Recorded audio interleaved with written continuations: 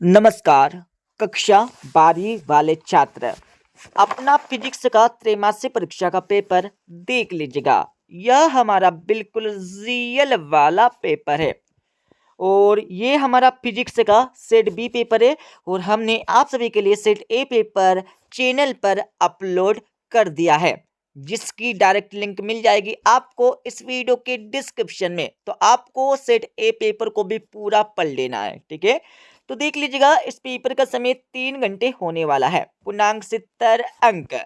सबसे पहले आप सभी को यहाँ पर कुछ निर्देश दिए गए हैं, इनको पढ़ लीजिएगा। इनको पढ़ने के बाद इस पेपर का हमारा पहला प्रश्न दिया है, जिसमें सही विकल्प चुनकर उत्तर लिखना है, जो आपकी परीक्षा में 6 नंबर के पूछे जाने वाले हैं। पहला देख लीजिएगा, वायु में एकांक धनावेश से निकलने वाला कुल विद्युत फ्लक्स होता है तो कितना होता है, ये आप सभी को बताकर लिखना है। तो पहले में करेक्ट आंसर आपको लिखना होगा द वाला 1/ε0। दूसरा देख लीजिएगा, अतिचालक पदार्थ की चालकता होती है तो कितनी होती है, तो इसमें आपको लिखना होगा अ वाला अनंत होती है। तीसरा देख लीजिएगा, विद्युत चुंबकीय प्रेरण की खोज की थी तो किसने की थी, ये आप सभी को बताकर लिखना है। तो तीसरे में करेक्ट आंसर आपको लिखना होगा ब वाला फेराडे ने। चौथा देख लीजिएगा, 100 पेरगत्व की इकाई है तो चौथे में करेक्ट आंसर आपको लिखना होगा स वाला हेनरी।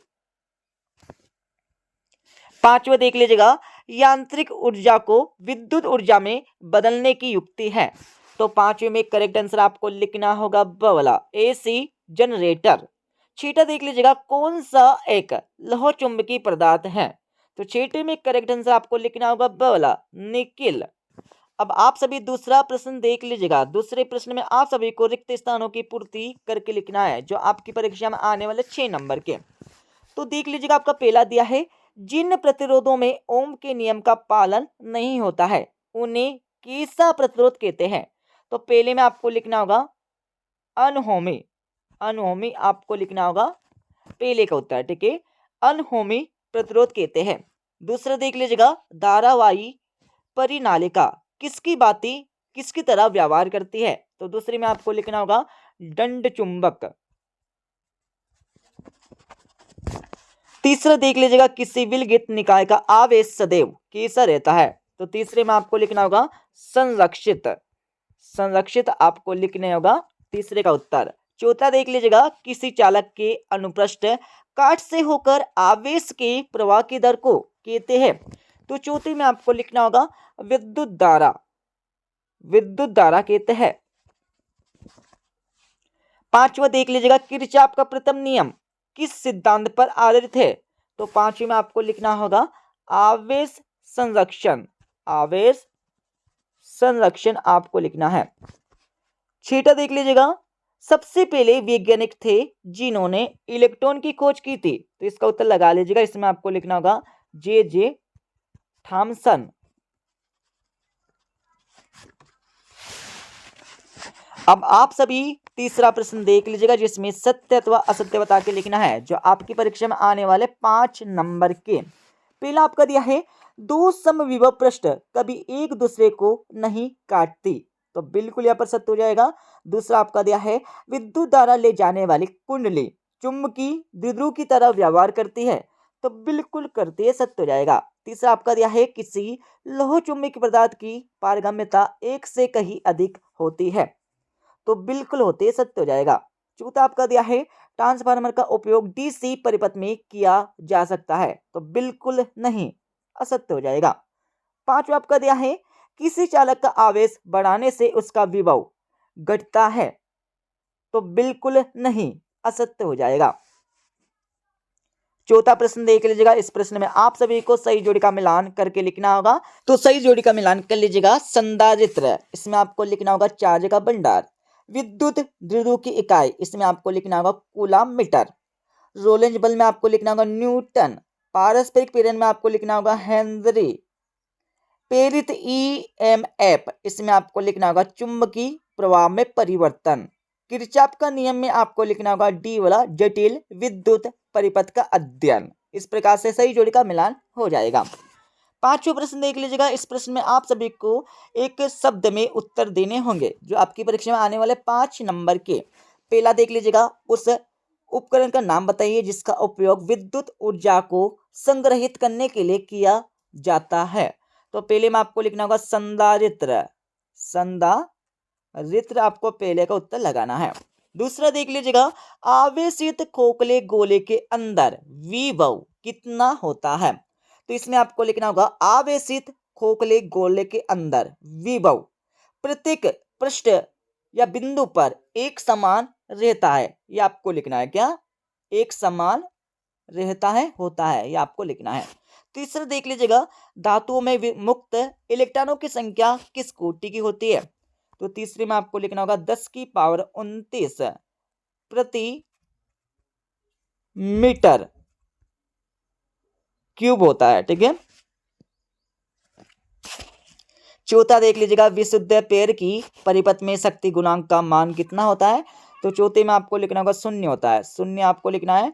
और पांचवा देख लीजिएगा, एसी के सीकर मान और आरएमएस मान के बीच क्या संबंध है। संबंध आपको बताना होगा, लिख लीजिएगा V R M S equal to V0 upon करने 2, ये आपको लिखना है।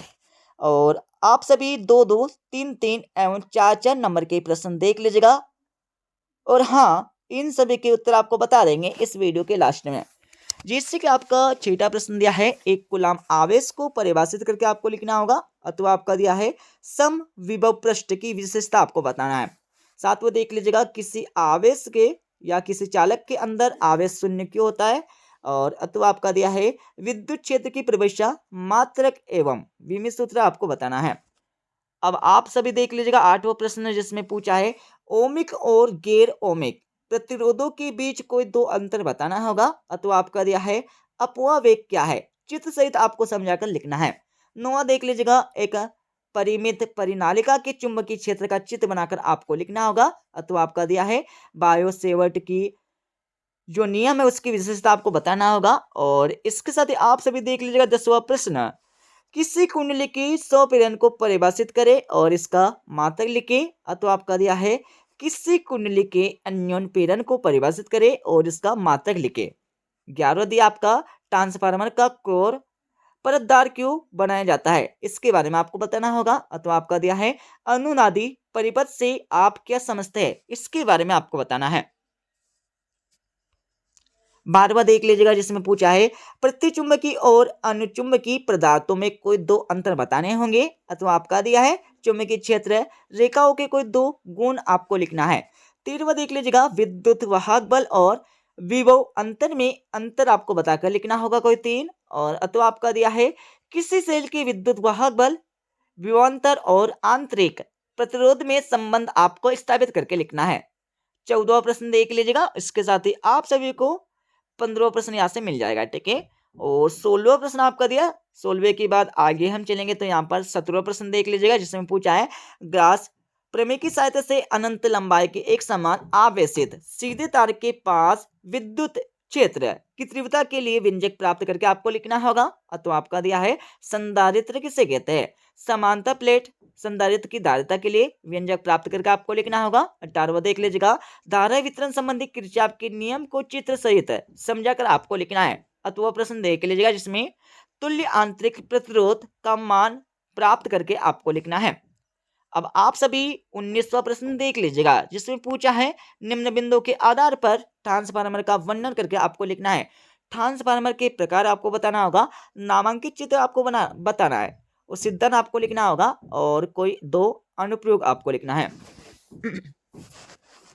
अथवा देख लीजिएगा, विद्युत चुंबकीय प्रेरण संबंधित लेंज का नियम लिखिए एवं समझाइए कि लेंज का नियम ऊर्जा संरक्षण के नियम के अनुकूल है। ये आप सभी को समझाकर लिखना है। और 20वां प्रश्न यहाँ पर दिया आपको। ठीक है। अब मैं इस पेपर का फुल सॉल्यूशन आप सभी को बता देता हूं। जैसे कि हमने आपको क्वेश्चन नंबर 1 से लेकर 5 तक के उत्तर पहले बता दिए थे, अब आप सभी 6 से लेकर 20 तक के उत्तर देख लीजिएगा। तो ये हमारा छठे प्रश्न का उत्तर हो जाएगा। छठे के बाद आगे हम चलेंगे तो आप सभी को छठे प्रश्न का अतवे का उत्तर यहाँ से मिल जाएगा। ठीक है। और आप सभी देख लीजिएगा 7वें प्रश्न का उत्तर। 7वें के बाद आगे हम चलने वाले हैं तो आप सभी को यहाँ पर 7वें प्रश्न का अतवे का उत्तर यहाँ से मिल जाएगा। ठीक है। और आप सभी देख लीजिएगा 8वें प्रश्न का उत्तर। 8वें के बाद आगे हम चलने वाले हैं, तो आप सभी को 8वें प्रश्न का 8वें का उत्तर यहाँ से मिल जाएगा। इसके साथ ही आप सभी देख लीजिएगा 9वें प्रश्न का 8वें का उत्तर। और हाँ, आगे हम चलेंगे तो आप सभी को 10वें प्रश्न का 8वें का उत्तर यहाँ से मिल जाएगा। और इसके साथ ही यहाँ पर देख लीजिएगा 11वें प्रश्न का उत्तर। 11वें के बाद आगे हम चलेंगे तो ये हमारा 11वें प्रश्न का 8वें का उत्तर हो जाएगा।